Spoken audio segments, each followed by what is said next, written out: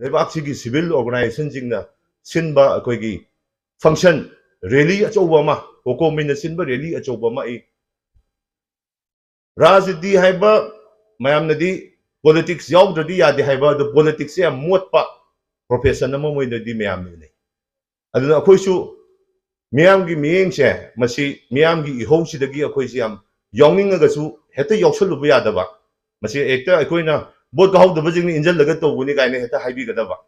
मरम ओइबना खरा सेक्शनना अखोइसु सरुक याजे माय मिड खुमजंदना मिजम अमा ओइना प्रजा अमा ओइना अखोइसु हाइबि इहोदुदी हौबदगी लोइबुक सरुक याय अदुगी इहोदुदा इगी लमन इना सिंगदबनि हाइबो खोलाव ओइना अयाम ताय मणिपुर की नमखई कायब यारोय हाइबा खोलाव जे मसिदी ngasi boba thiba phangdri masi kaigino maramdi manipur ki ngamkhai kaide hairi manipur ki ngamkhai kaide center na ju state na ju manipur ki ngamkhai kaide hairi gasu sekmai lan badi maite khoi yadri kaide haira gasu ju champur chatpa khoi yadri si kari gino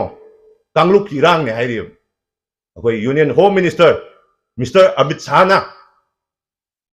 अखोई मणिपुर की इरांग से मसी अखोई कांगलुक की इरांग नी cookie मसुंग मैते proof अनिगा तोंगनब इरांग ने हाइरे अन सिगुमना लुरबा सिगुमलो तंजासिदा मणिपुर की इशूदा वांगांग बदी सेंगना मयाम होरेन अहिंसु लोइबा नाइरोय यामना सांगबा discussion अम ओइग्रनी अदुना आइना हाइजनिंगेबदी अखोइ पुनमकसे ngasi aina ngasi ki si kudung chabada jo en lor haijani se fai manipur kaide habi bani fai manipur kaide manipur ki integrity manipur ki akoi ki ipa epu singi ikheng yemba manipur ki integrity da akoi na salaga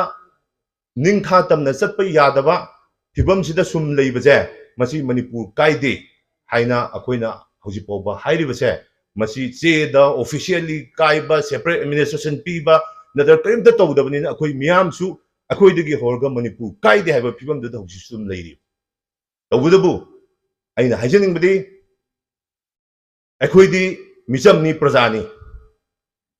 centre अमसुंग state ता ताइट पुबिरेबा मियामगी ओइबा लेंगाकपसिंग अमसुंग parliament the India की parliament the फमिरिबा India बु ngakpiriba लेंगाकपसिंग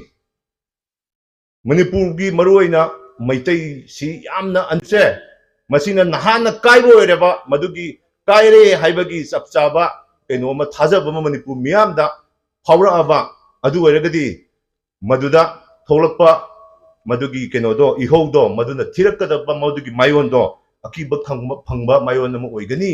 हाइना आइगोंदा किजबा नुंगांबा फावजै अदुना मदु थोक्तनबा हौजि थोइबा कन्फ्लिक्ट सी मसी लोशनबा लोशनलगा हानगे दुगुम पीस एंड नॉर्मलसी हंजननबा अकोइ कन्ना लेरिबा मरी लेनबा जिंगना याम सीरियसली होनबिबा अथुबा मतमदा लोशननबा होनबिबा अमसुंग मणिपुर की ngमखैसे सुंकाई काइबा लेते हाइबा अदुगुम थबक ओइन अमुक्तंग मणिपुर